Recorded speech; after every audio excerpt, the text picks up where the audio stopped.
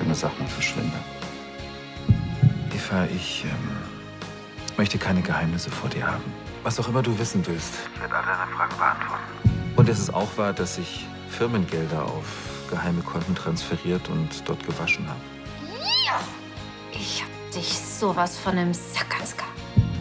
Du weißt, dass du mir viel bedeutest, Sebastian, aber wenn ich diesen Stick aus der Hand gebe, dann habe ich nichts mehr. Du hättest mich? Oh, das reicht ja nicht.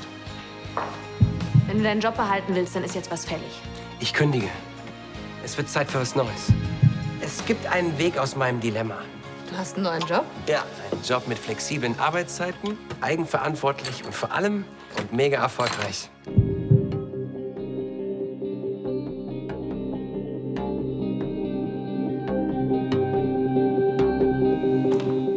Ja, guten Tag. Ich würde ganz gern eine Eheschließung anmelden. So schnell wie möglich. Morgen wäre perfekt. Tanja von Lahnstein. Der Name des Bräutigams. Ansgar von Lahnstein. Ja, gut. Dann sind wir morgen da. Bis dann. Ansgar, wir müssen reden. Leider wirst du mich doch heiraten müssen, denn ich habe hier etwas, was dich sehr lange in den Knast bringen wird. Und die Bräute, die du da bekommst, die... Verdammt. Wo bist du, wenn ich dich erpressen will?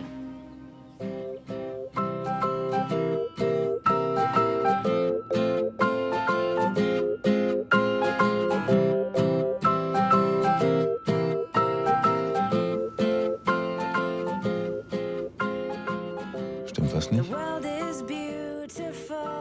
Ich frage mich nur, ob ich weiß, auf wen ich mich hier eingelassen habe. Na klar weißt du das. Du weißt alles über mich. Ja. Ich weiß jetzt, was für ein windiger Typ du bist. Windiger Typ? Moment mal.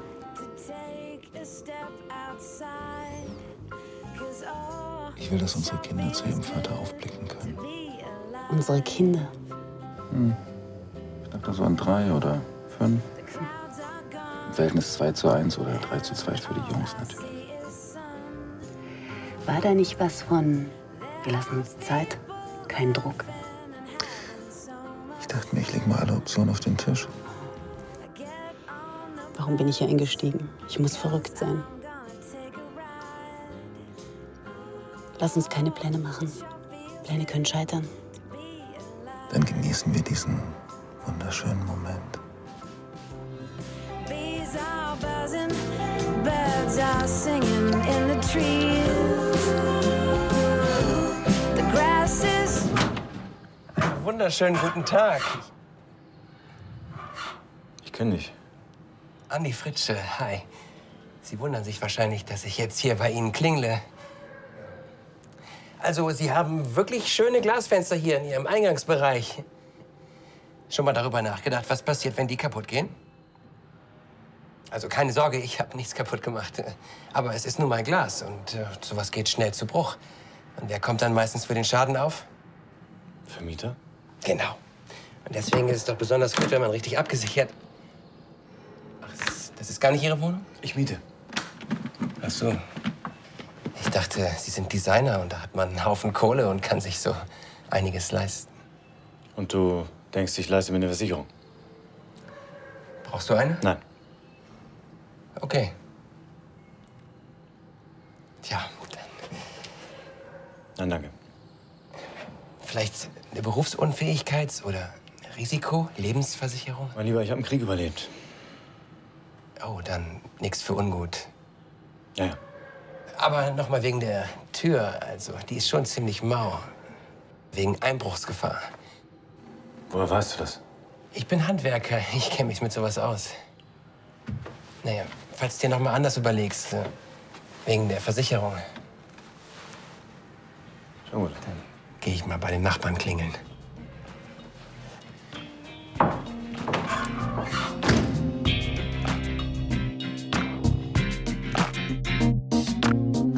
Danke, dass du so schnell einspringst.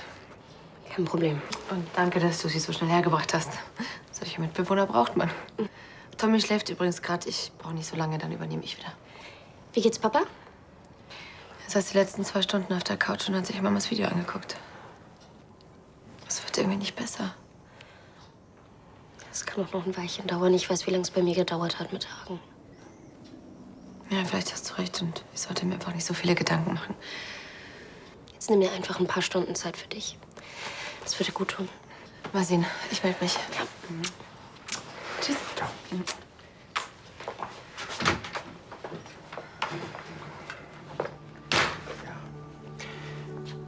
Ich mache mich dann auch gleich auf den Weg. Ich könnte heute Abend was für uns kochen. Gute Idee. Dann sag Bescheid, wenn ich dich abholen soll. Mach ich. Tut mir leid, ich wollte es Marlene nicht so zwischen Tür und Angel sagen. Kein Problem. Dabei würde ich es am liebsten in die ganze Welt hinausschreiben. Was genau? Dass ich wahnsinnig verliebt in dich bin.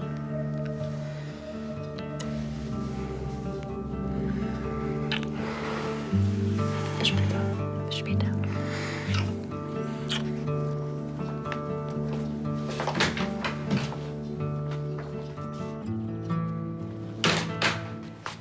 Oh, Papa. Wie geht's? Dass du es wagst. Was denn?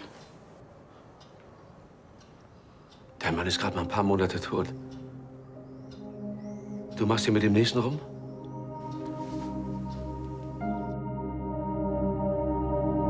Wir lassen das alles hinter uns und Jasmina ist ab heute Geschichte. Und du machst das alles nie wieder, okay?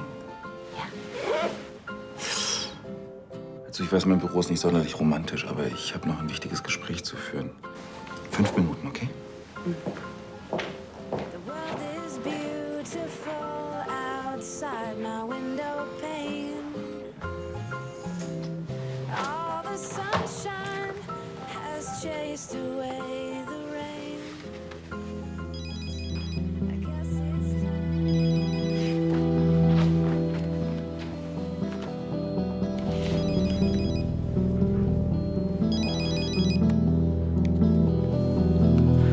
Hallo?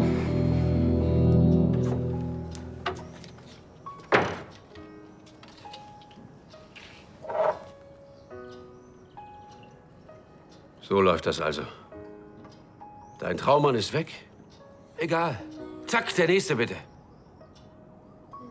Niemand kann Hagen ersetzen. Und warum tust du es dann? Weil ich mir nach all dieser Trauerzeit endlich mal sowas wie Gefühle zugestehe.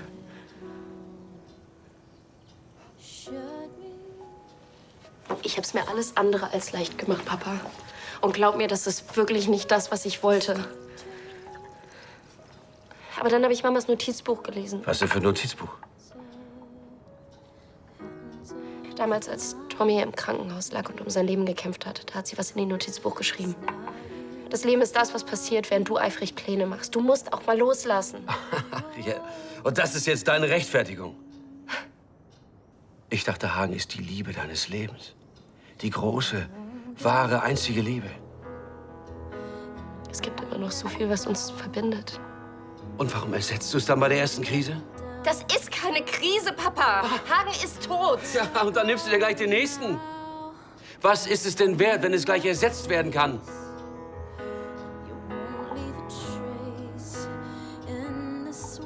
Ich denke jeden Tag an ihn.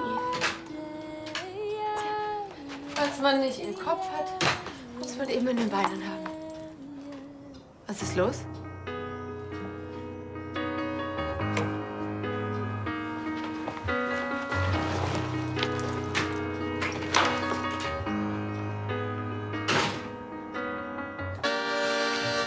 Weißt du was? Ich nehme eine von deinen Fetttaschen. Wenn Sie endlich damit aufhören würden, sie Fetttaschen zu nennen, würde es vielleicht auch mal eine geben. Ein Burrito, bitte. Geht auch, Hemke. Aber schön fettig, ja? Jo. Was? Fett ist aber ungesund. Ach, einen Laster muss man haben. Ja, aber Cholesterin ist ein Killer. Den Mann, den ich gestern festgenommen habe, das ist ein Killer. Das ist eine Belohnung. Ja, aber trotzdem, so als Polizist lebt man doch jetzt nicht gerade ungefährlich, oder? Also ich meine, ist halt ein riskanter Beruf. Die ganzen Gangster, Schusswaffen, rasante Verfolgungsjagden. Willst du zur Polizei, Andi? Nein, lass mal, aber als Kriminalkommissar ist es doch bestimmt wichtig, wenn man rundum gut abgesichert ist. Also, falls da mal was passiert, vor allem jetzt, wo du verheiratet bist. Soll ich dir was sagen? Als Beamter bist du sehr gut abgesichert. Und selbst wenn mir was passieren sollte, kriegt Charlie meine Rente. Ah. Hallo. Was? Oh, nein. Ja, ich komme. Einsatz? Unser Badezimmer steht unter Wasser. Aber bei sowas ist es gut, wenn man eine Hausratsversicherung abschließt. Helmke! Was ist denn jetzt mit seinem Burrito? Den nehme ich. Pass auf, du kriegst ihn sogar für umsonst, wenn du mir kurz helfen kannst. Meine Theke klappert ein bisschen. Klar, kein Ding. Sag mal, was ist denn los? Hast du einen neuen Blaumann? Kleine Umschulung. Ich verkaufe jetzt Versicherungen. Ach was. Ja, aber bisher nur in der Theorie. In der Praxis läuft's noch nicht so gut. Gute Nachrichten, der Termin hat sich verschoben. Und mir ist was eingefallen.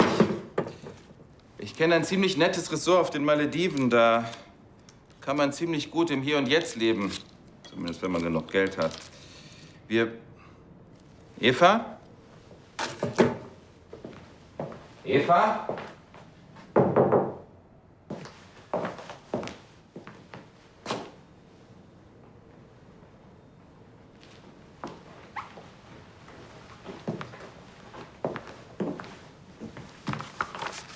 Lieber Ansgar, muss leider gehen, aber du verstehst, ein letzter Kunde?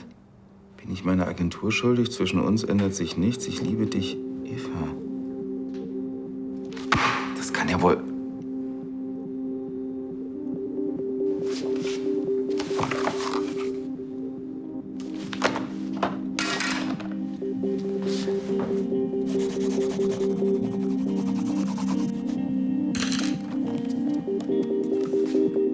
Landhaus, Düsselweg 2, Düsseldorf.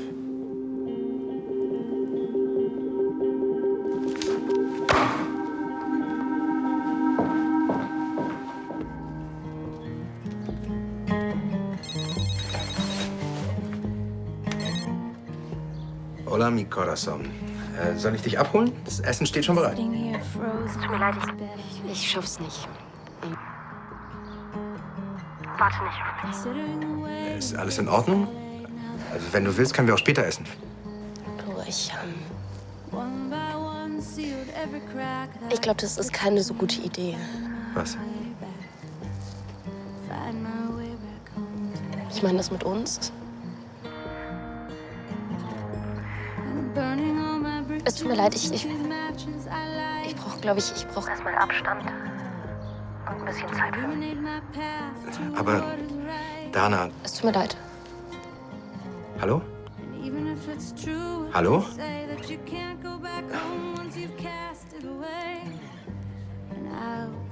Hallo, hier ist Dana Wolf. Auf eine Nachricht nach dem Piep melde ich mich umgehend zurück. Tschüss.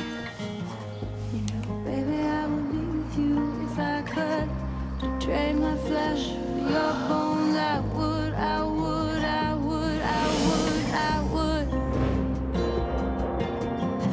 You know, baby, I would be with you if I could. To trade my flesh for your bones. I would.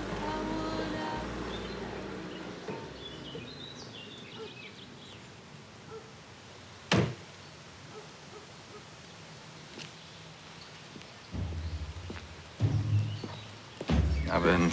Das ist eine Privatveranstaltung. Ansgar von Lahnstein, geladener Gast. Diese Veranstaltung hat keine Gäste.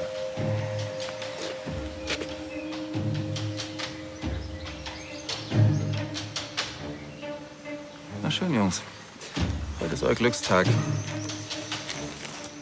Wie wäre es, wenn ihr einfach mal da vorne austreten geht, hm?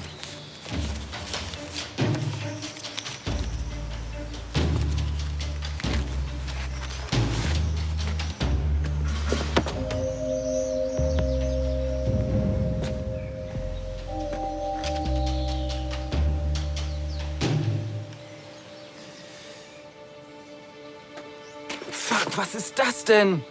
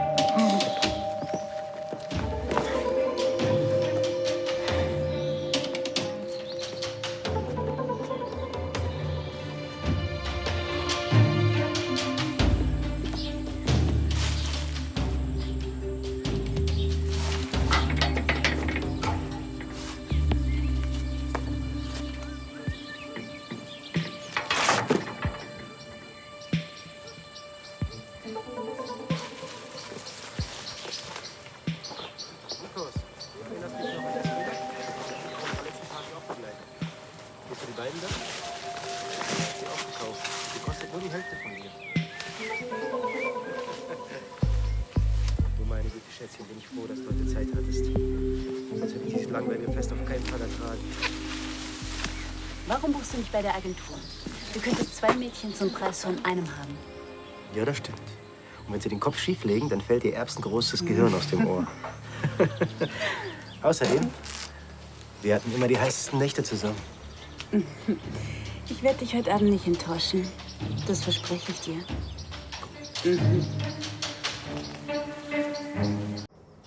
Du kapierst das alles gar nicht.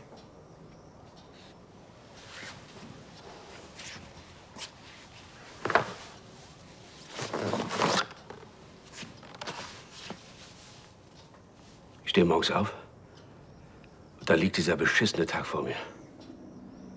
16 Stunden bin ich wach. Das sind 960 Minuten. 960 Mal. Tick-Tack, Tick-Tack. Ich sitze da und starre auf den Sekundenzeiger und denke nur, wie viele Sekunden und wie viele Minuten noch vor mir liegen. Ohne sie. Kaum ist ein Tag vorüber, wartet der nächste auf mich. Und jetzt sag du mir nicht, dass es besser wird. Ja, so ist das, wenn man liebt. So ist das. Aber das versteht deine Schwester nicht. Und du begreifst das offenbar auch nicht.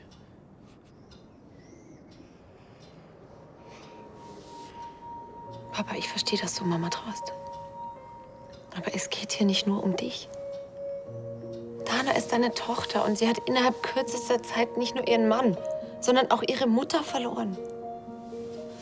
Und anstatt sie wegen Ricardo anzugreifen, solltest du dich ein bisschen für sie freuen. Geh mal lieber. Ich glaube, es ist besser, du gehst.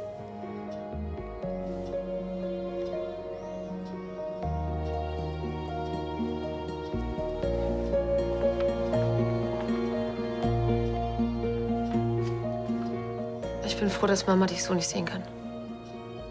Das hätte sie nicht gewollt. Und das weißt du.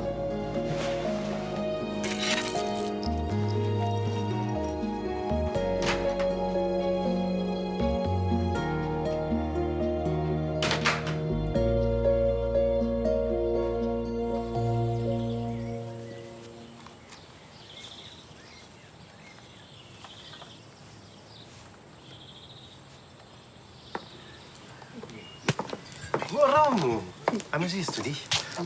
Dein Glas ist ja leer. Komm, ich hol dir ein neues, meine Liebe. Danke, Schatz.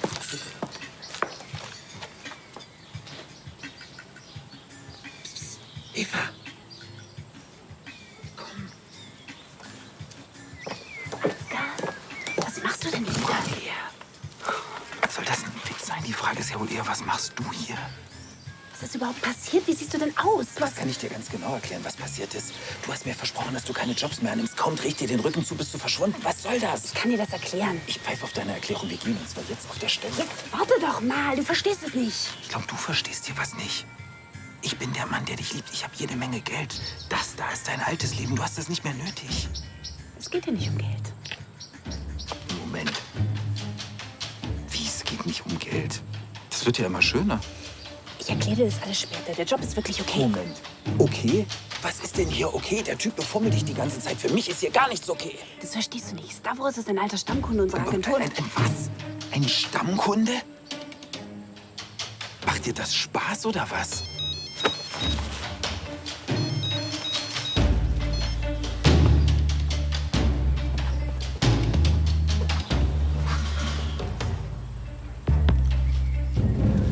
Okay, Jungs. Macht jetzt keinen Fehler. Weißt du, als Bauarbeiter kriege ich halt im Moment keinen Job. Und dieser Typ, der meinen Wagen haben wollte, der hat sich den ganzen Fuhrpark nur mit dem Verkauf von Versicherungen finanziert. Und da dachtest du dir, Mensch, ich probiere das auch mal. Ja, auf Provisionsbasis. Und wenn ich nur 3 am Tag verkaufe, ist alles bestens. Mensch, danke. Bitte. Aber leider kriege ich die ganze Sache noch nicht so richtig ins Laufen. Egal wie ich es anstelle, ich bleib auf den Versicherungen sitzen. Und warum bist du nicht schon viel früher zu mir gekommen? Hm? Also willst du eine Versicherung haben? Nein, das nicht. Aber ich bin der Typ, der weiß, wie man sowas an den Mann bringt. Und wie? Pass mal auf. Hey Jessica, wie sieht's aus? Hi. Ein Burrito zu mitnehmen? Oh nee, danke. Ich nehme einfach nur einen Energy Drink. Du siehst umwerfend aus. Danke. Ja, du hast ein bisschen zugenommen und es steht dir wahnsinnig gut. Was? Du hast ein bisschen zugenommen, aber es liegt wahrscheinlich an den Drinks. Aber ich dachte, die haben so gut wie keine Kalorien. Und enthalten keine Nährstoffe. Das heißt, es entstehen Mängel. Und du glaubst, so ein fettiger Burrito gleicht das wieder aus? Was ist gesünder, ein Salat mit Öl oder ein Salat ohne Öl? Na, mit Öl natürlich, weil sich sonst die Vitamine nicht entfalten können. Gut, und was ist Öl? Fett. Richtig? Aber so ein Fett aus dem Burrito ist gesünder. Das ist der Turbo für den Stoffwechsel und gleichzeitig betreibst du noch Muskelaufbau. Wie das denn? Weil du bei einem Burrito faktisch die Kalorien beim Kauen schon wieder abbaust. Das ist ein Schwachsinn. Was ist anstrengender, essen oder trinken? Hm? Essen? Richtig, und wenn du isst, ist es anstrengend. Und wenn etwas anstrengend ist, verbrauchst du Kalorien. Es ist mehr oder weniger Sport, den du parallel machst. Aber ich finde, du hast es überhaupt nicht nötig, denn so wie du gerade aussiehst... Weißt du was? Machen wir vielleicht doch Na gut, einer, der ist ein bisschen klein, da kaufst du nicht so gut wirklich. 2. Weißt du, was ich mich die ganze Zeit frage? Warum keiner deiner Modelkolleginnen dir diesen Tipp gegeben hat? Das ist ja fast fahrlässig. Also ehrlich gesagt glaube ich, die wissen gar nichts davon. Oh, dann sollte ich da mal Aufklärung betreiben. Ja. Ich glaube, für so einen Tipp wären die mehr als dankbar. Ach du, lass mal. Ich bringe denen einfach welche mit. Also machen wir 6. Hm? Alles, was du willst. Okay, ich hol die gleich ab. Gut. Danke. Bitte.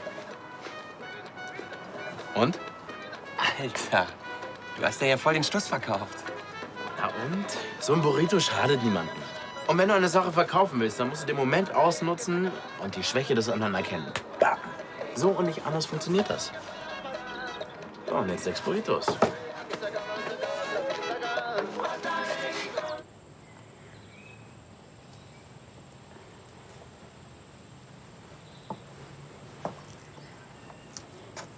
Habe ich das richtig verstanden? Sie wussten, dass dies eine Privatveranstaltung ist und trotzdem wollen Sie hier rein? Richtig. Warum? Sie kennen die Dame? Ansgar, jetzt lass mich doch... Moment. Ja. Und ich werde Ihre Privatveranstaltung auch nur mit ihr gemeinsam verlassen. Ich weiß, wer Sie sind. Dann wissen Sie auch, dass ich es ernst meine. Warum buchen Sie nicht eine andere Frau? Leisten können Sie es sich doch. Ich will aber genau Sie. Und ich komme für Ihre Kosten auf. Nun, ich würde Sie gerne überlassen. Aber das ist nicht so einfach. Doch. Das ist ganz einfach. Nein, nein, Sie verstehen nicht. Ich habe hier ein geschäftliches Treffen. Sie schleichen sich herein, stören und wollen meine Begleitung entführen. Dies ist eine Frage der Ehre. Gut. Dann schlage ich vor, dass wir das wie Ehrenmänner klären und um Sie kämpfen. Ansgar, das ist lächerlich. Nein, nein, meine Liebe. Nun bestehe ich darauf. Sehr gut. Und ich entscheide über die Wahl der Waffe.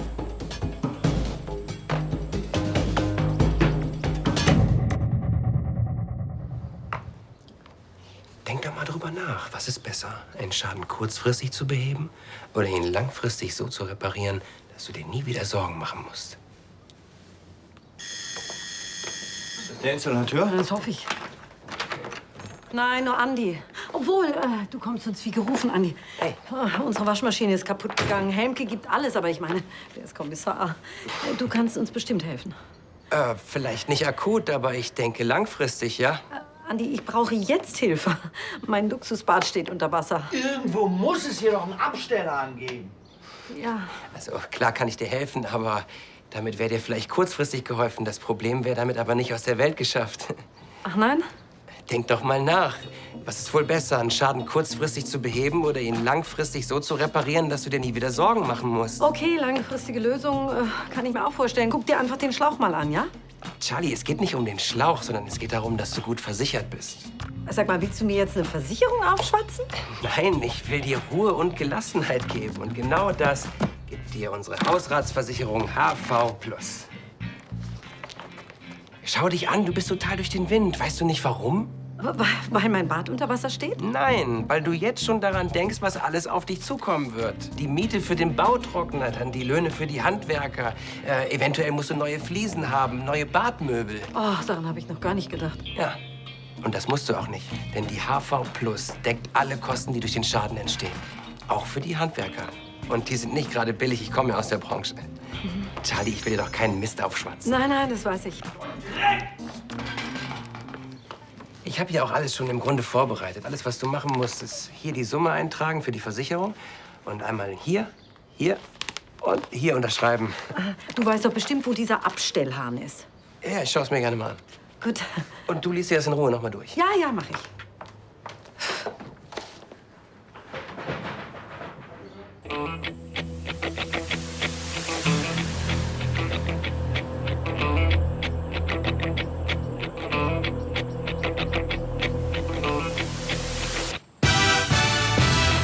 Ich hoffe, Sie haben eine ruhige Hand. Das werden Sie wissen, wenn Sie verloren haben.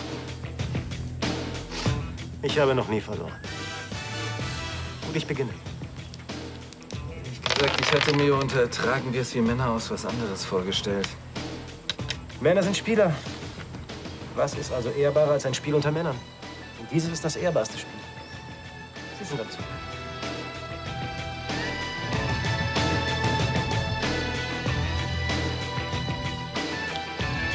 Schön. Sie haben so gewonnen.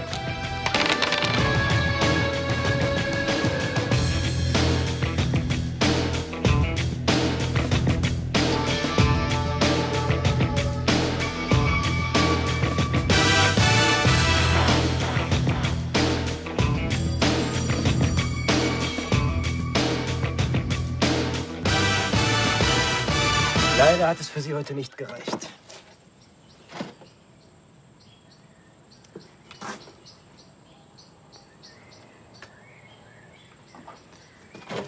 Wenn Sie jetzt die Freundlichkeit hätten, das Gelände zu verlassen. Nein. Nein. Ich werde nicht gehen. Zumindest nicht ohne Sie. Waren wir nicht schon einmal an diesem Punkt? Sie haben verloren. Ich habe ein Brettspiel verloren. Hier geht's um was ganz anderes. Verloren habe ich, wenn sie sagt, dass ich gehen soll. Nun?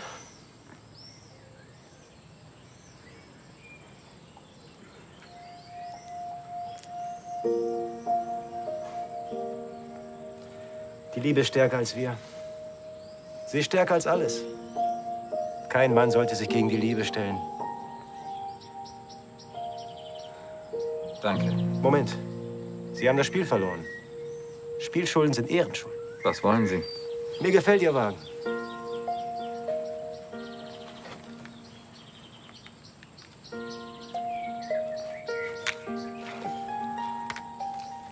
Sie sind wirklich eine bezaubernde Frau. Und auch wenn ich bedauere, in Zukunft auf Ihre Gesellschaft verzichten zu müssen, bin ich froh, dass Sie einen Mann gefunden haben, der weiß, was Sie wert sind. Einen sehr interessanten Mann.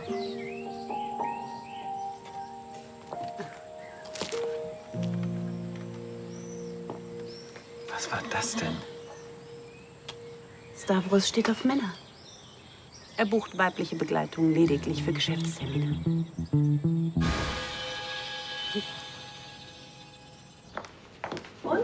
So, das Wasser ist jetzt gestoppt. Super, Andi. Wenn ich gewusst hätte, wo der Absperrhahn ist, hätte ich das auch hingekriegt. Ja, natürlich hättest du das gekonnt. Ich gehe schon mal aufwischen. Mensch, Andi, das war jetzt wirklich ein Segen, dass du zufällig vorbeigekommen bist. Ach, hast du dir die Police denn mal durchgelesen? Was? Nein. Sag mal, was hat es denn mit diesen Versicherungen überhaupt auf sich? Ach, das ist total seriös. Ich weiß halt, was Handwerker und Reparaturen so kosten. Und ich will euch nur helfen, Geld zu sparen. Und sowas wie heute wäre dann damit abgedeckt? Ja, also das müsste man im Einzelfall noch Ach, nein, ich denke schon, ja, da ist alles abgedeckt. Und das bei einem monatlichen Beitrag von gerade mal 14 €. Charlie, ich brauche noch mehr Handtücher zum Aufwischen. Ja, bring ich dir. Sag mal, und ich könnte die auch kündigen, falls ich es mir anders überlege. Jede Versicherung kann man kündigen. Charlie! Ja, ich komme. Also, hier war das, ja? Ja, 3 Stück. Ja, okay.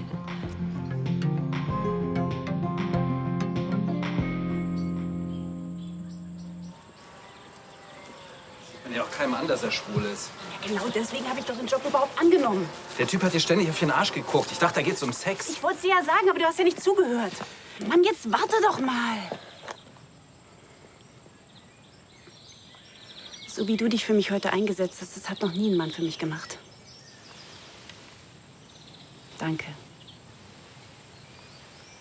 Wahrscheinlich hat sie auch noch nie jemand so lächerlich gemacht wie ich. Du hast dir Sorgen gemacht um mich. Die Situation falsch eingeschätzt. Das ist nicht lächerlich. Das ist romantisch. Trotzdem habe ich verloren. Mich hast du gewonnen.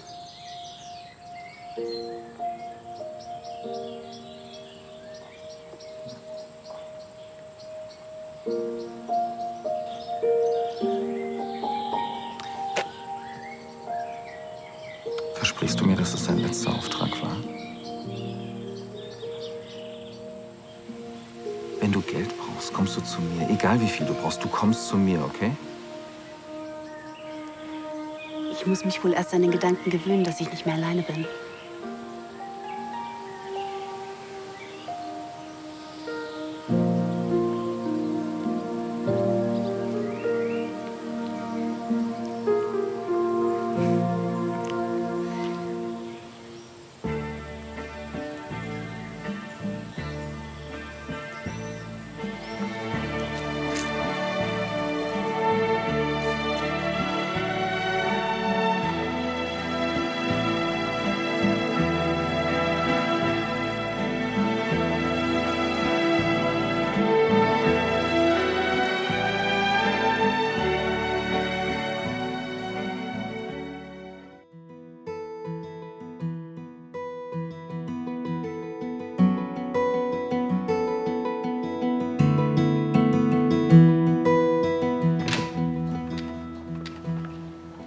Hab ich's mir doch gedacht, dass ich dich hier finde.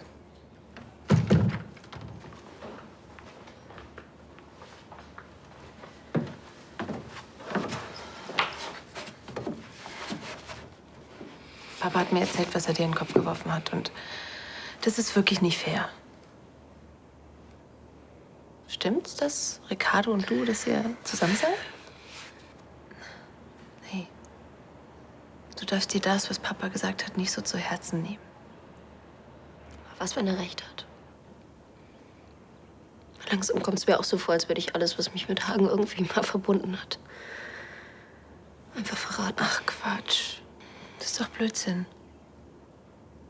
Was du mit Hagen hattest, das war was ganz Einzigartiges. Und das wird sich nie ändern. Siehst du es genauso? Weißt du, was Mama immer gesagt hat, wenn ich sie gefragt habe, wen von uns dreien sie am meisten liebt? Nie. Sie hat gesagt, Liebe ist kein Kuchen, den man aufteilt und der dann Stück für Stück kleiner wird. Typisch Mama. Weißt du, wenn man jemanden liebt, dann heißt das doch nicht, dass man jemanden anderen nicht liebt oder geliebt hat. Und wenn es Papa wieder besser geht, dann wird er sich auch für dich freuen. Genauso wie ich mich für dich freue. Aber wann hattest du eigentlich vor, es mir zu erzählen?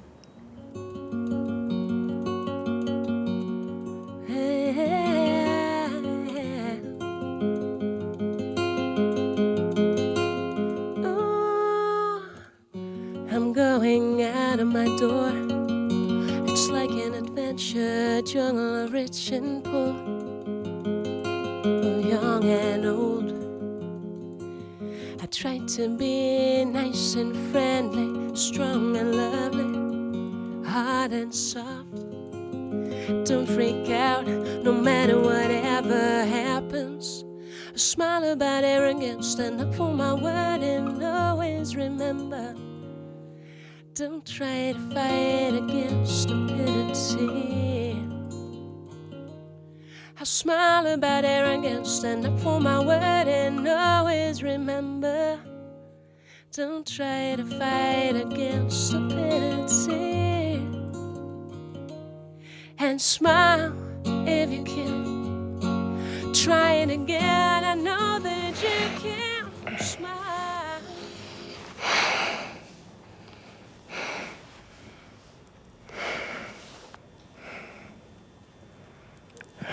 Ist alles in Ordnung?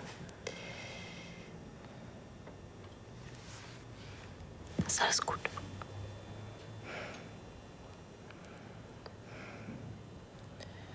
Was war denn heute los? Ich brauchte einfach ein bisschen Zeit zum Nachdenken.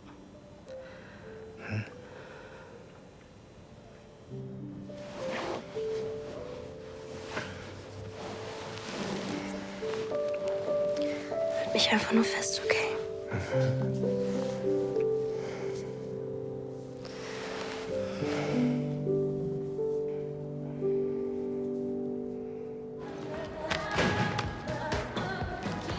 Eine Hausrat und 3 BUs. Und das am ersten Tag.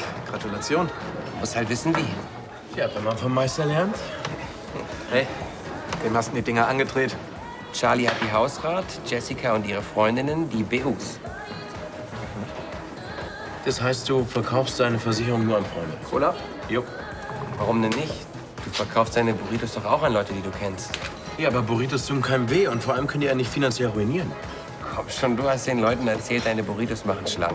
Ja klar, aber wenn Jessica jetzt jeden Tag ankommen würde und würde sich ein Burrito nach dem anderen reinpfeifen, würde ich auch mal sagen, pass auf, so gesund ist das nicht. Ach, Andi wird schon wissen, was deine Dinger wert sind. Du verkaufst deinen Freunden doch keinen Mist, oder? Dich habe ich gesucht. Hast du Charlie diese Versicherung angedreht? Ja, was ist damit?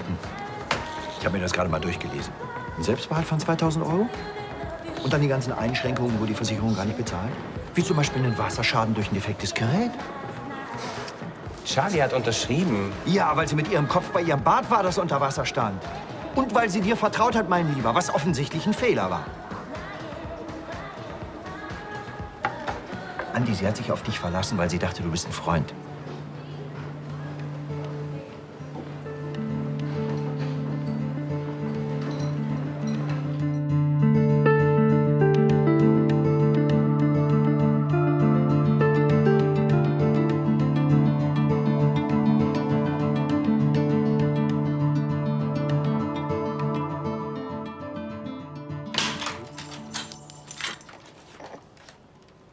Hey.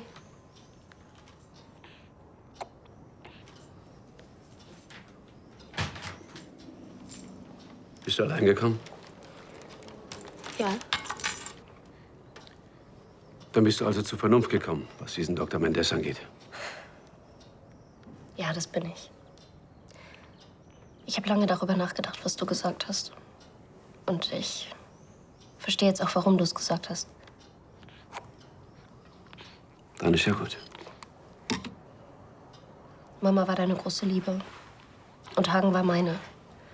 Und das wird auch immer so bleiben. Und Hagen wird immer einen Platz in meinem Herzen haben. Aber hier drin, da ist noch mehr Platz als für nur einen Menschen. Du passt da rein und meine Schwestern und Maxi, Tommy. Und auch Ricardo.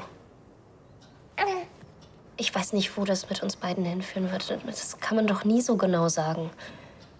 Ich weiß nur, dass er mir jetzt gerade gut tut. Und dass ich jetzt bereit dafür bin, das auszuprobieren. Und das werde ich auch tun.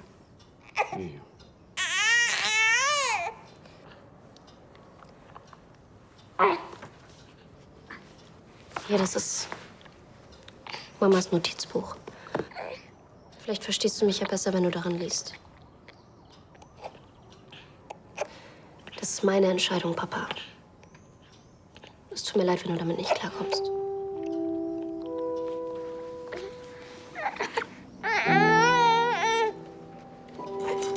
Alles gut.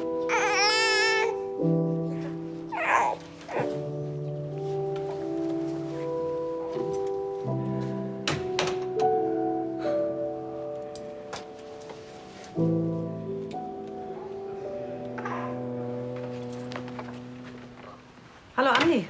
Hey, ihr zwei. Na, was macht das Bad? Okay, ich gehe schon mal runter. Hör mal, ich wollte sowieso zu dir wegen der Versicherung. Oh, die werde ich bei nächster Gelegenheit kündigen. Aber ich wollte dir noch was geben. Für gestern. Was soll das? Ich will dir nichts schuldig bleiben.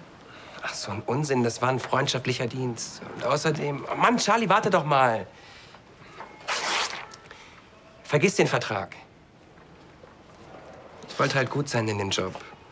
Hab gemerkt, ich bin kein Versicherungsvertreter. Ich bin und bleibe nun mal Bauarbeiter. Naja, also, wenn es ein Freundschaftsdienst war.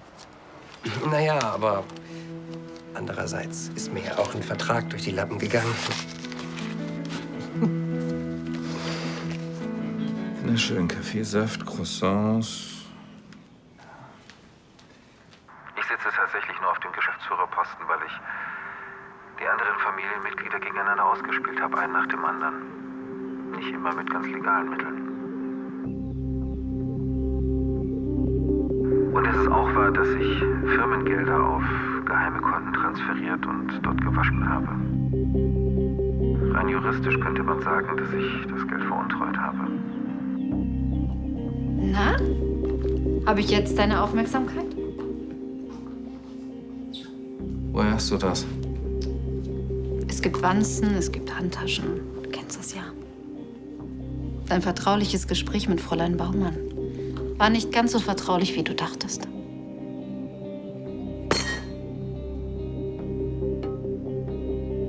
Was willst du? Wenn du nicht die nächsten Monate im Gefängnis sitzen willst, dann fährst du jetzt mit mir zum Standesamt. Wozu das denn? Antrag auf Eheschließung. Wenn dieses Geständnis publik wird, dann bist du so gut wie tot. Geschäftlich und privat. Na? Wie klingt das für dich?